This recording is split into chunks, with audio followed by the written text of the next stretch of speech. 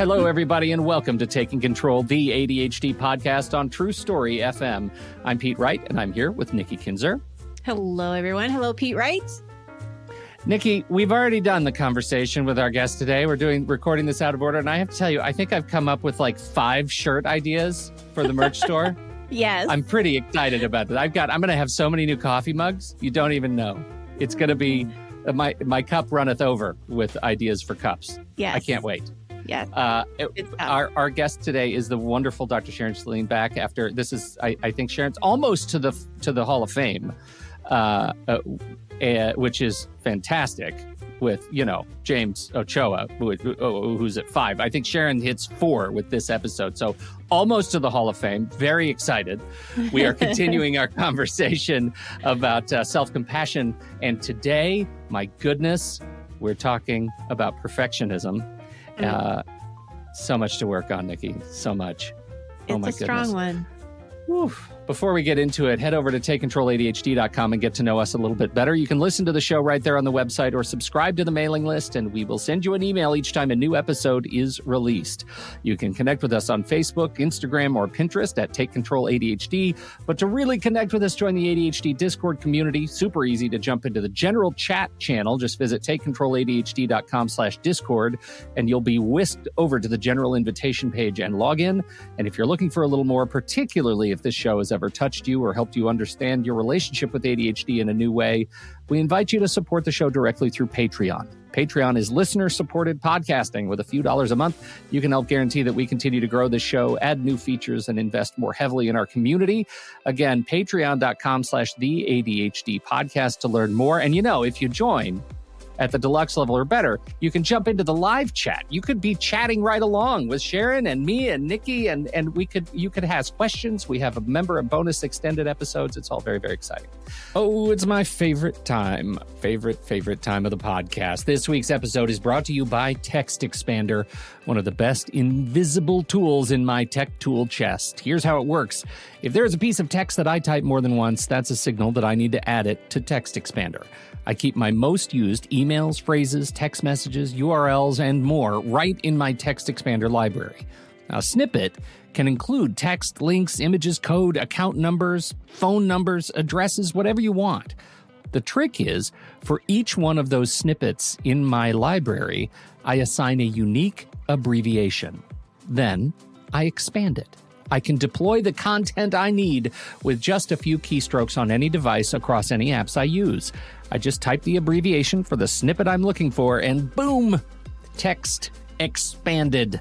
You can even get your whole team or family access to the content they need to use every day, organize it by department or group, and make sure that all your snippets are used consistently wherever they're needed.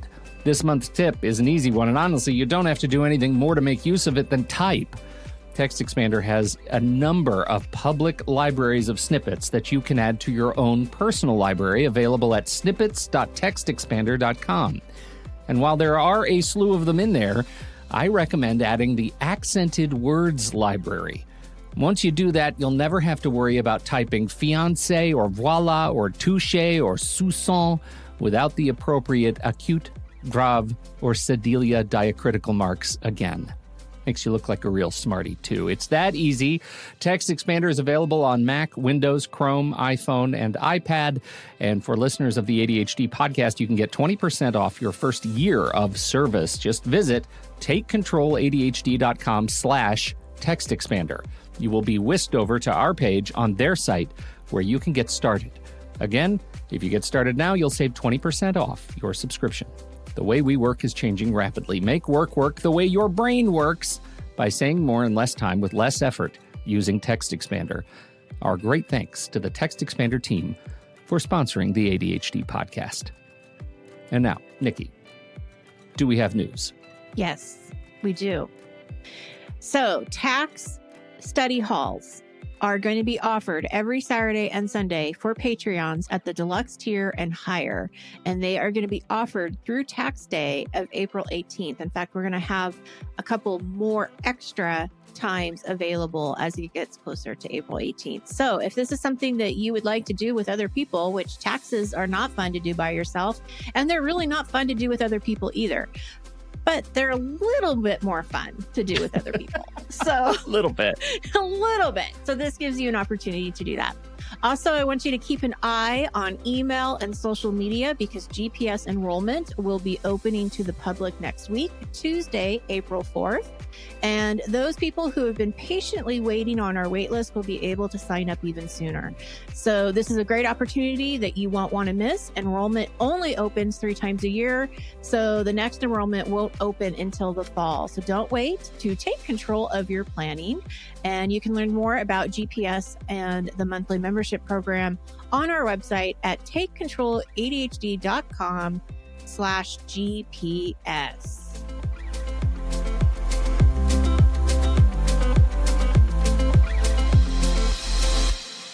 We've talked about parenting with her. We've talked about therapy and ADHD with her. But my favorite episode with Dr. Sharon Saline was all about stinking thinking and self-compassion with ADHD. So you can imagine that embarking on this series on that very subject would bring her back to the show. Sharon is the author of the award-winning book, What Your Child Wishes You Knew, Working Together to Empower Kids for Success in Schools and Life, and the ADHD Solution Card Deck.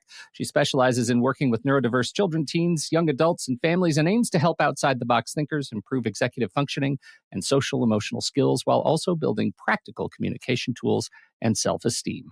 Sharon, welcome back to the ADHD podcast. Thank you so much. It's always a great pleasure, and I have to say a lot of fun to talk with you two. It's one of the highlights of this week for sure. Oh, that's so sweet. The last time you were here, you were talking about stinking thinking. And Thinking. I just like saying it, stinking thinking. But it really feels like, this in the middle of our self-compassion series is kind of a sequel to that last conversation. We're talking specifically about self-compassion and perfectionism and the role that these perfectionist behaviors, traits play into our ability to like ourselves. Well, I think it's important to start with what is perfectionism, right? So perfectionism is known as a combination of overly high personal standards and intensely critical self-evaluations that may or may not be applied to others, and they're definitely applying them to yourself. And perfectionist people believe that mistakes represent personal flaws, and that they may never be good enough, and that acceptance as a person means having no faults. And there are 2 types of perfectionism: productive, or what's sometimes called adaptive perfectionism, which supports motivation and productivity and persistence. It helps us get started and do things because we want them to be a particular way. And then there's toxic, maladaptive perfectionism, which blocks us from actually sometimes finishing that thing that we were so excited about starting because it's not quite right, or it perpetuates negative self-esteem, rigidity, and defensiveness. And so this kind of toxic perfectionism really feeds that shame spiral, and it's where we absolutely have to exert some compassion toward ourselves. Where's the corollary between perfectionism and ADHD? ADHD traits. I'm looking at I'm looking right at you, Hyperfocus. Like, it feels like is it possible that some of these traits of not being able to let go are linked to toxic perfectionism? Well, yes and no. So the thing is, we have to sort of zoom out a little bit more when you ask that question, Pete, because what we want to look at is about perfectionism and anxiety. So we know that 50% of adults with ADHD have anxiety, like a bona fide, disorder that's their therapist writes down as a diagnosis. I think it's great to have a diagnosis. I don't particularly like the word disorder. Who wants to have a disorder? Nobody. But it is a condition. And I think if we think of it as a condition, then that will help those of us who are perfectionists. And I am a recovering perfectionist, which means I will be recovering my entire life, I think. It helps us gain some perspective and just accept that this is part of who I am. It has There are great things about it, and there are also challenging things about it. So perfectionism is linked to a number of anxiety reactions that we also see in people with ADHD.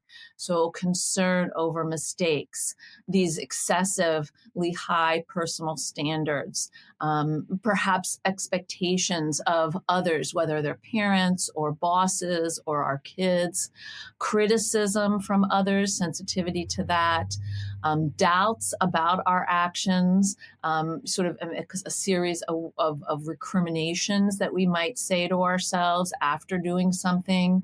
There are physiological responses to perfectionism that connect with anxiety and with ADHD. And we know that perfectionism is a risk factor, particularly in high stress situations for vulnerability to different mental health conditions, and that it can lead to a kind of hopelessness or panic. And then there are, of course, organizational challenges related to perfectionism. I would like it to be this particular way, and when it's not, I may just throw in the towel, and then the piles will start. So that's kind of the territory that I wanted to lay out for the listeners. So we're all kind of on the same page about how these are related, and the way that this connects with ADHD, all or nothing thinking. Yeah, right. For sure. Fear of disappointing yourself or others, sensitivity to criticism, a desire to control outcomes, to avoid rejection or judgment, or that feeling like you're a failure, maybe rejecting praise and acknowledging success as luck rather than as a result of the hard work or your intelligence or the way that you really sustained your attention and push through something to reach a goal. And then setting these really kinds of impossible standards of performance.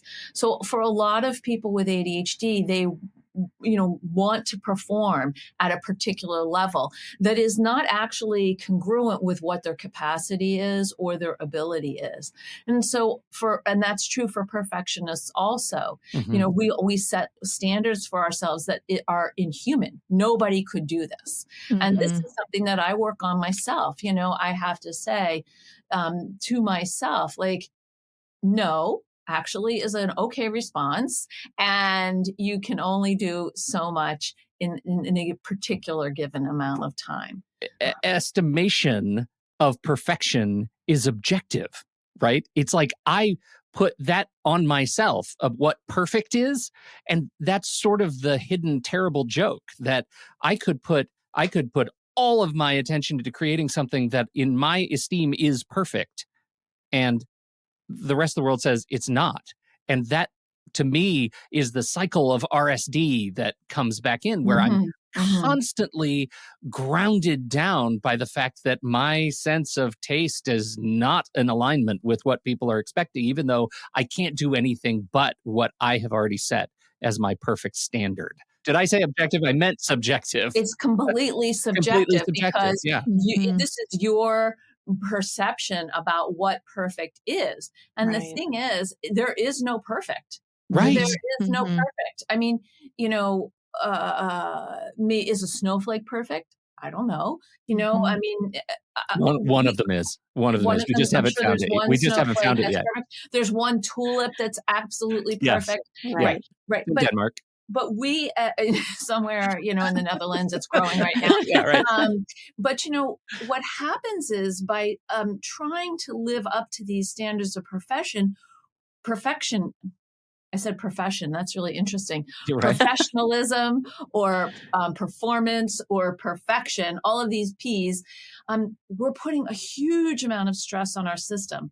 And so what happens for our brains is that when we're under stress, the amygdala, that fight, flight, or freeze organ, in the limbic system, the emotional control center of our brain, is activated. So it activates, and the amygdala says to our hormones, we need more adrenaline, we need cortisol. And so then we're running on stress. We're doing things on stress. This is why a lot of people with ADHD don't get things done until like the 11th hour, because they need that cortisol to substitute for the lower amounts of dopamine or norepinephrine that are naturally occurring in ADHD brains. Well, That seems like it's interesting because when you wait until the 11th hour, you might be also waiting for the perfect environment, the perfect circumstances. So it's not even just your work. It's like, okay, that desk has to be completely clean before I can start writing, or, and again, going back to kind of that all or nothing thinking.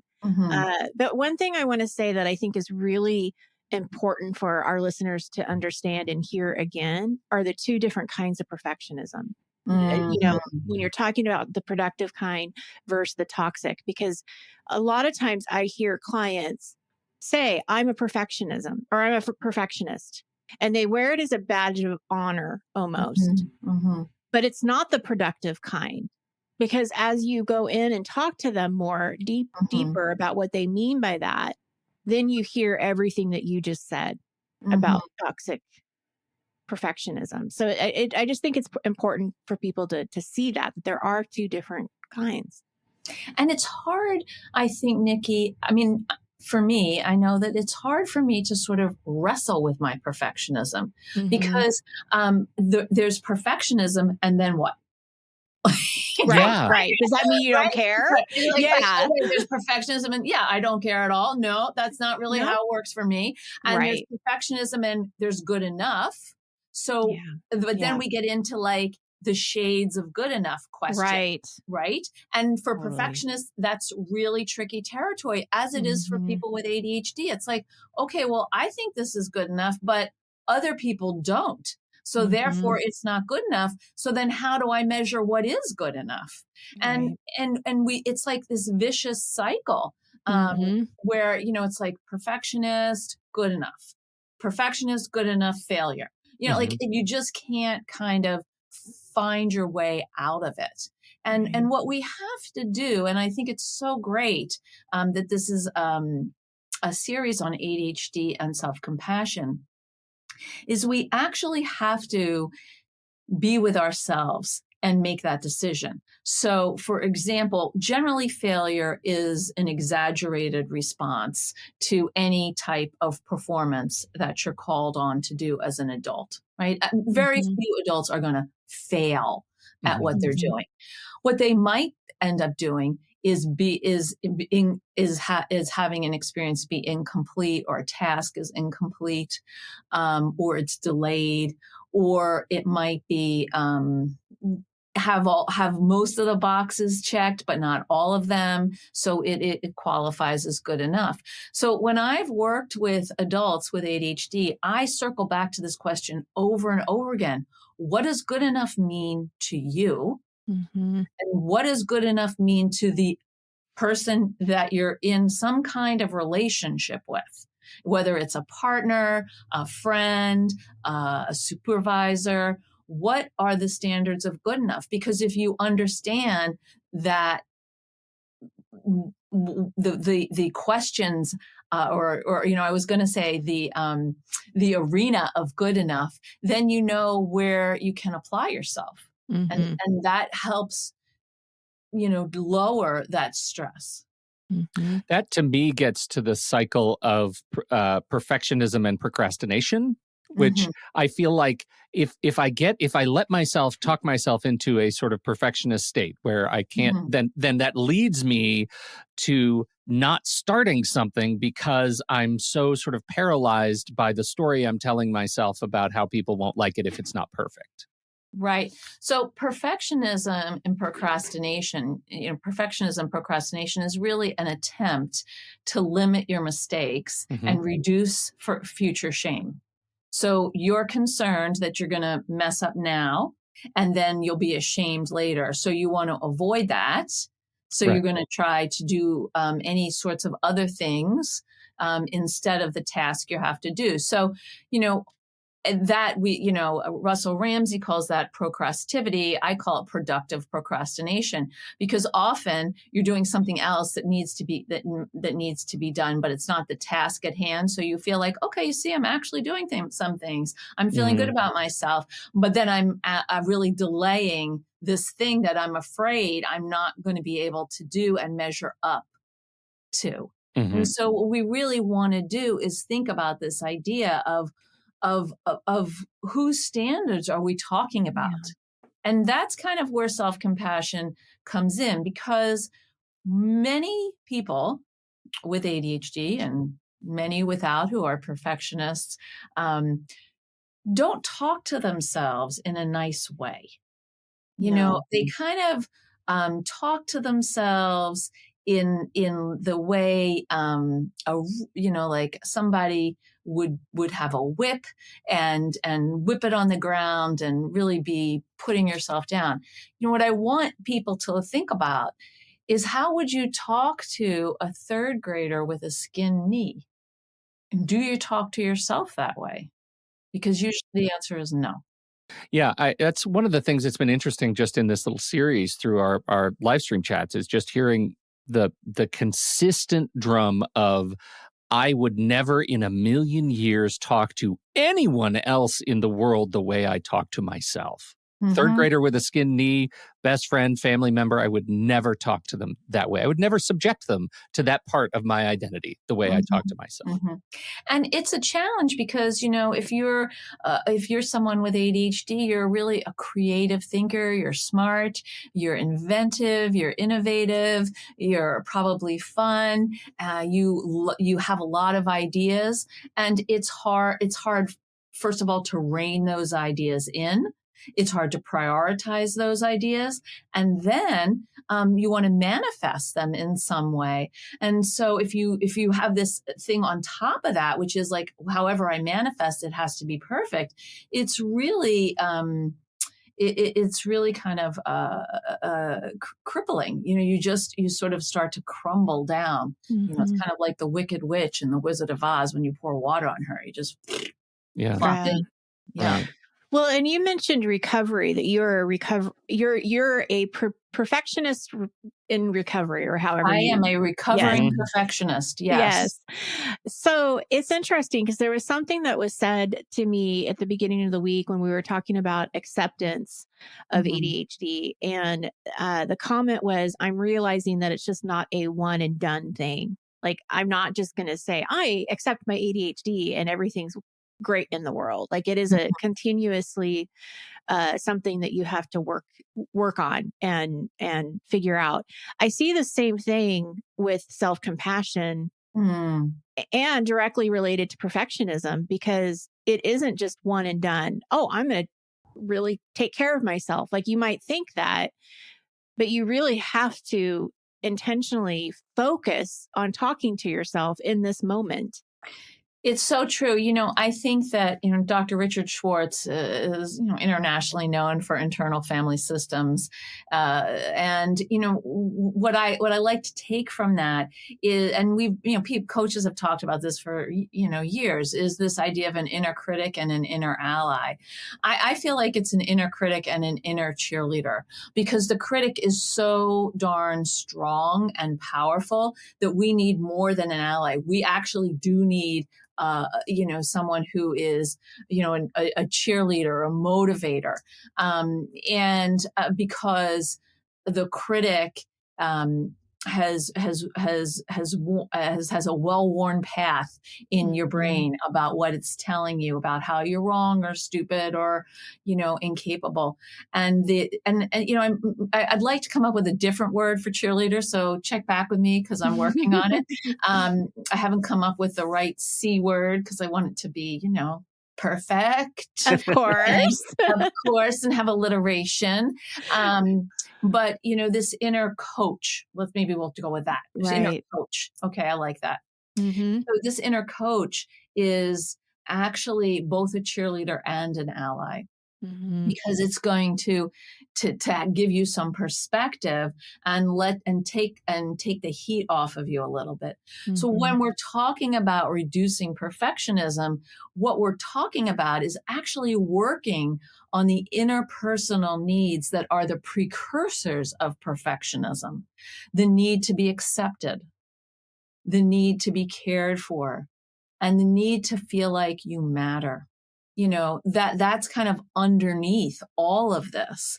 And what the inner critic does is it takes those needs and lets you know about why you're an imposter, how you failed. I'm not who I present. People don't know the failure I truly am underneath. If I mess up, I'm a bad person. And so we actually have to work with our inner coach and come up with statements that counteract those phrases. So some of those statements could be, I'm doing the best I can in a difficult situation, or I'm trying, and it takes time to learn how to do this.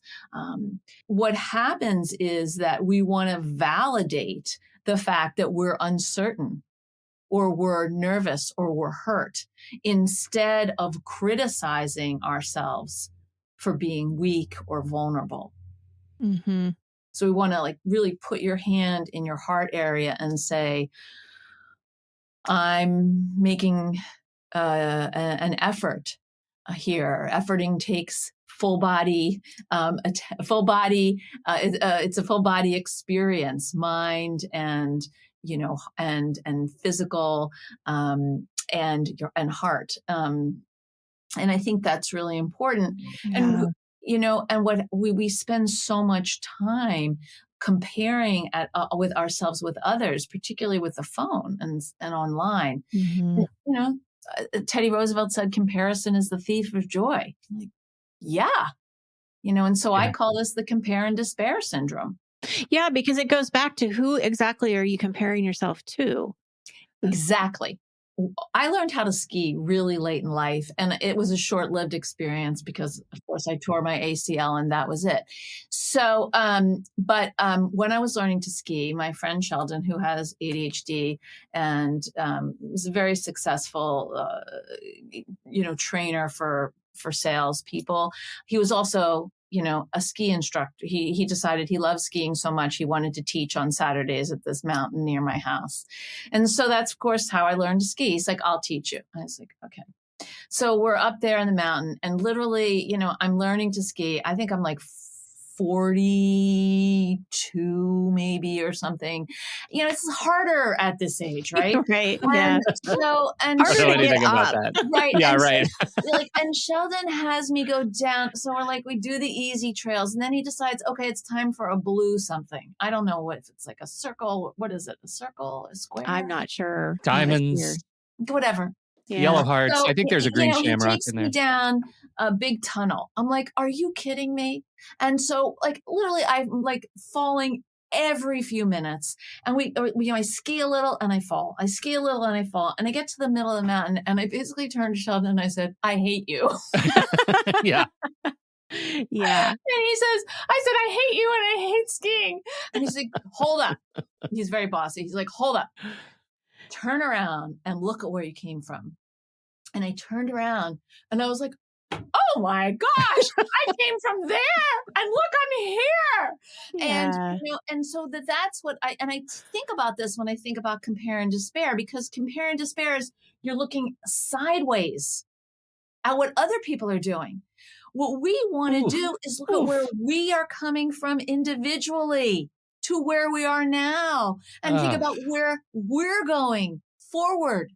And people do not do this. Perfectionists do not do this. People with ADHD are not raised to do this because from the time you're a little kid, you hear about what you're doing differently that isn't like other kids and how you should be doing it like that. Well, wow. That's a disappointingly right on target observation. Thanks, Sharon. You're welcome. That's powerful because, and it's such a good reminder too, when it's almost like a strategy to remember, like when you're in the middle of this and you're feeling like you hate your skiing, whatever it is that your skiing is, are you looking to the side or are you looking from where you came from and where you want to go forward? And like you said, most people are looking on the side, and the people on the side aren't even real. They're like, That's exactly they're it. not even, they're fake people. trees. Like Even they're if, not and real. this is my thing. Like there's a guy, we're actually friends, but I have called him for years my nemesis, all the way to, because we were both in the same field and we're both kind of the same age. We even have the same birthday, off by a year or two. And so I call him my nemesis. And I realize only now that is my compare and despair. And the guy that I've been comparing myself to isn't that guy. It's this like giant head cartoon caricature of this guy who is just more perfect than I am. Even if he has a name of somebody in the real world, that's not who he is. Of course, that's not who he is. And he's probably looking at me the same way, right? Or as somebody else. There's always a nemesis. You know, you just don't know. Like, I mean, everybody, you know, everybody takes a shower in pretty much the same way, you know? And so what we want to do, again, we want to validate ourselves rather than deny ourselves any kinds of acknowledgement of what we're doing well or what's going well. So we want to say things like, you know what, I'd really like to impress my boss with this report. It makes sense that I'm nervous about that. I'm not sure I can handle it. It's natural for me to worry a little bit in that situation. So maybe I want to complete the report, a day early and have someone check it out so that I can then make some corrections. Or, I want to throw my son the best birthday party ever. Well, good luck with that. You want to throw your son the birthday party that suits your son, right? I think we're very concerned as a culture now about what other people think of us. And I am too, I mean, I could easily compare myself to Brene Brown. It would be a short comparison. Yeah. I mean, who wouldn't want to be Brene Brown, right? Right. But I'm not, I'm Right. me, I'm Sharon, I'm doing it my way. You're Pete, you're doing it your way. Nikki, you're doing it your way. And that's where the acceptance comes in too, right? I mean, really accepting how you think, how you work, what you need, and not considering all of the other things that are distracting that. Like, just what do you want? What do you need out of this? Yeah. And taking care of that.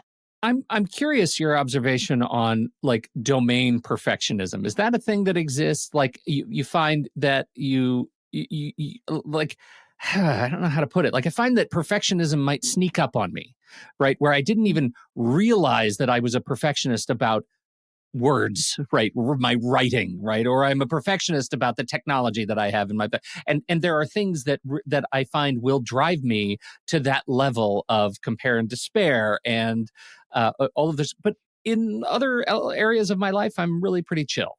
Is that reasonable, or is this a broader behavior I trait? think it can be, linked to certain domains. For example, the one that you're saying, but usually I find that there's a little thread of it in other places, but I think there are one or two areas where people are really focused on being perfect. And then there are other areas that they might be willing to be less perfect in because they know they can't sustain perfection in every single area. Right. And if you think you can, I just want to dispel that myth because you can't. Fair. Fair. Radical acceptance is really about accepting life on life's terms and accepting yourself on your own terms. Again, we don't say things to ourselves that we would say to a third grader with a skinned knee. Yeah. And if you're struggling with what to say to yourself, that would be something that your inner coach / ally could say to you. Think about someone in your life who really loved you or loves you. Yeah. Maybe it was a grandmother.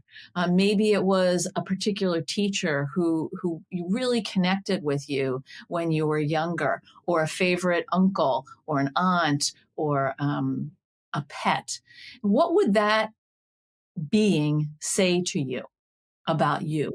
Yeah, that's a very powerful thought to pause for a moment, and be able to identify and recognize where you're instinctively wanting to go, but wait a minute, maybe there's something else I could do instead that will actually serve me.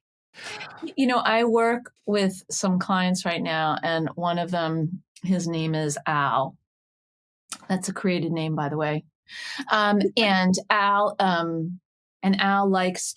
he gets frozen when he has to write things because they have to be perfect, because he wants people to see how smart he is. And so we're working on this in therapy because, how you write things is how you write things. And people may or may not infer how smart you are, quote unquote, from that process. So we're working on what are these two parts, this inner critic and this inner coach. And the inner critic is called, Stupid Al. And Stupid Al, literally, that was the name of the critic. It was like, who is the voice? What is the negative voice named? Stupid Al. Stupid Al says all kinds of mean things. And I said, well, okay, well, what is the name of that encouraging, caring part of yourself? Sharon. Said, yeah. No. No, that's the name.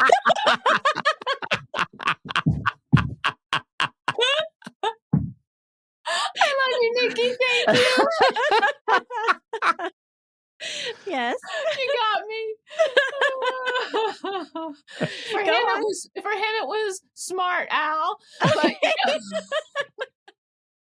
But, or healthy Al, I mean, the name of my inner critic is Perfect Poindexter, and it's like, is like a tall, slender, person who wears like medieval garb with one of those long, cigarette holders, so they can tap at the end, right? Of course.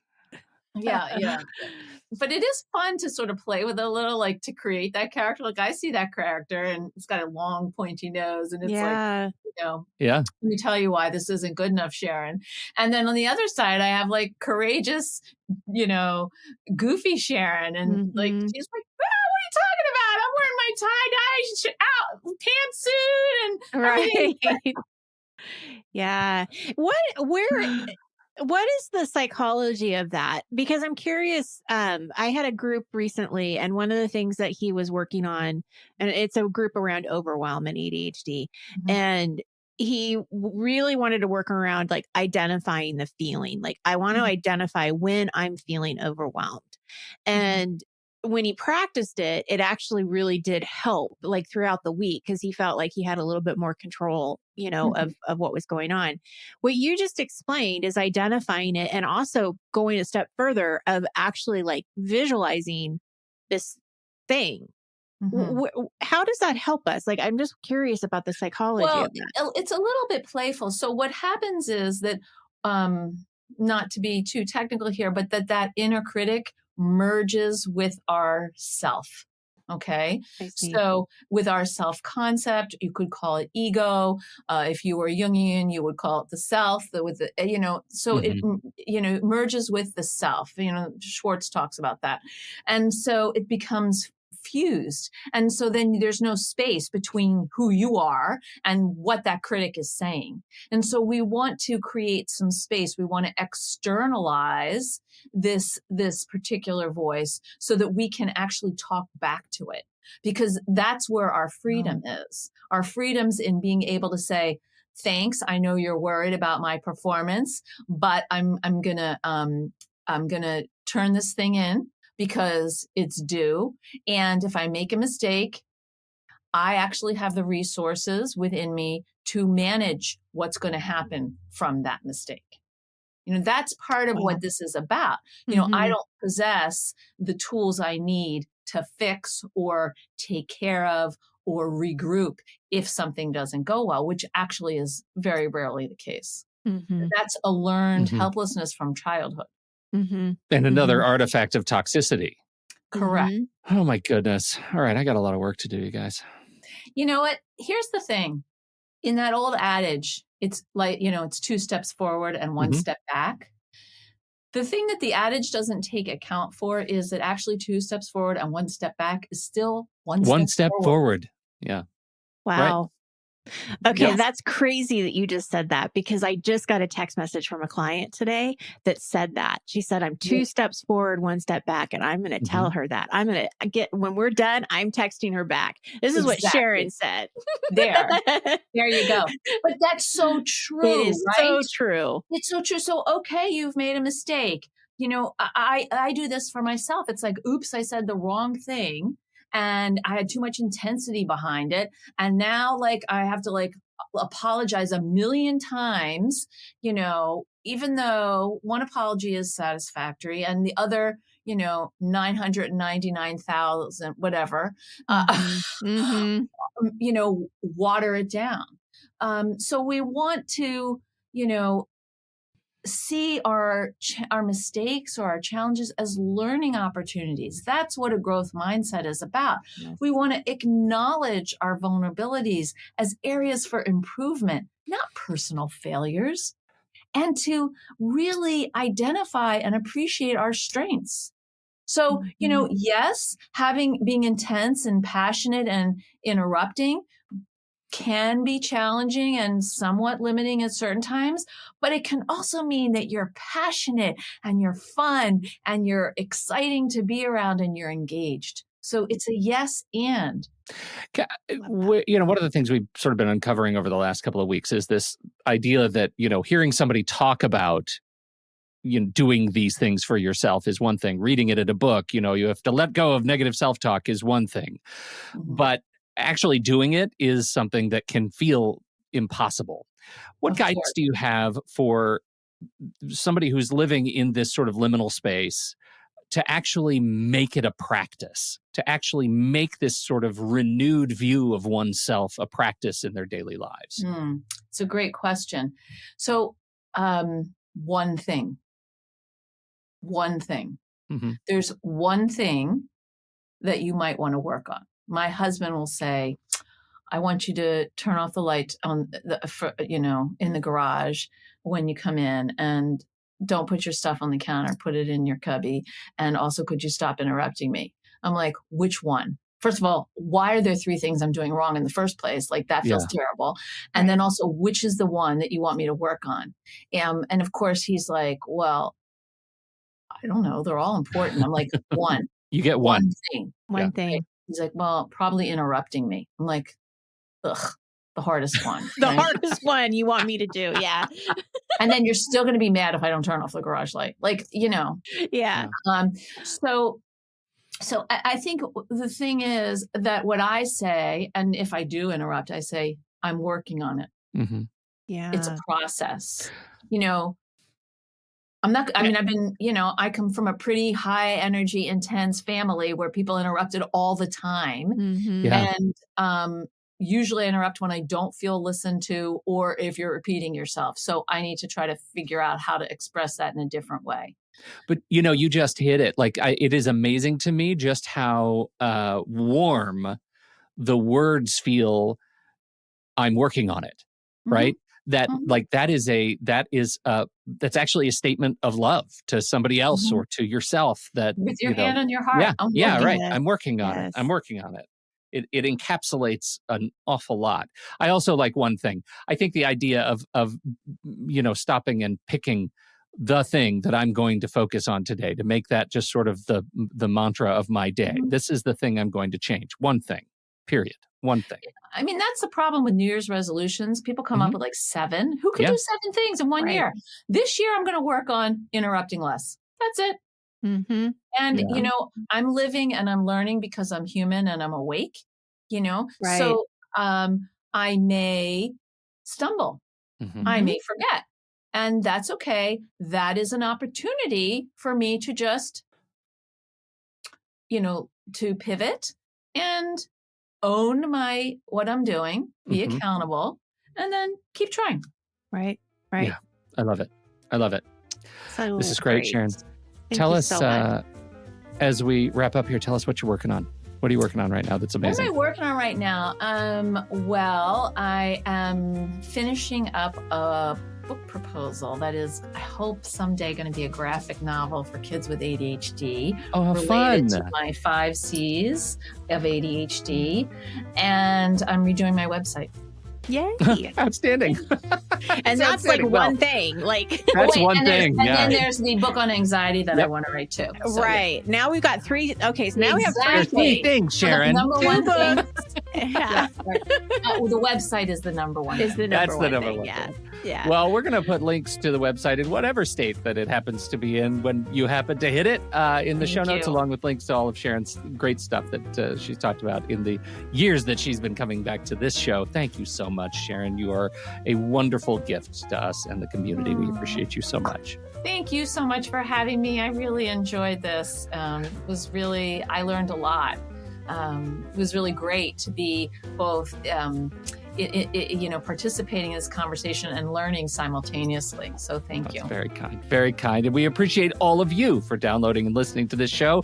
Thank you for your time and your attention. Don't forget, if you have something to contribute to the conversation, we're heading over to the Show Talk channel in the Discord server, and you can join us right there by becoming a supporting member at the deluxe level or better. On behalf of Dr. Sharon Saline and Nikki Kinzer, I'm Pete Wright, and we'll see you right back here next week on Taking Control, the ADHD podcast.